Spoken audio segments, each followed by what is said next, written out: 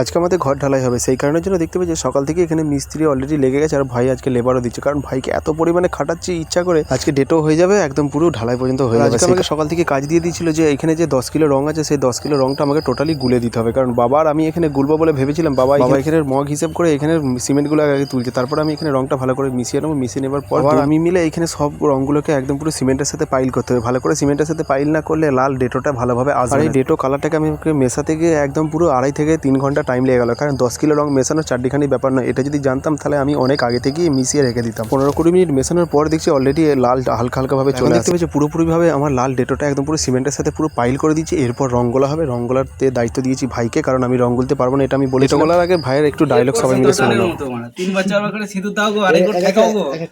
ভাইয়ের এখানে ডেটো গোলা হয়ে যাওয়ার পর এখানে দেখতে পেয়েছো আমাদের মিস্ত্রি একটুখানি ব্যস্ত আছে বলে তো তুই এখানে ডেটোটা আমাদের করে দিচ্ছে, কারণ ডেটো করার পর এরপর মেঝে করবে। তোর যেহেতু খুব কাছে দিচ্ছে সেই কারণের জন্য বলেছি তুই আমাদের বাড়ি থেকেই তুই প্র্যাকটিসটা কর, ডেটো থেকে আরম্ভ করে সমস্ত কিছু তুই আমাদের বাড়িতেই প্র্যাকটিসটা কর। আর ভাই এখানে দেখতে পেয়েছো টাকা পয়সা হিসেব নিয়ে একদম পুরো খুব ব্যস্ত আছে, আর আমি এখানে সেলফি তুলতেও ব্যস্ত।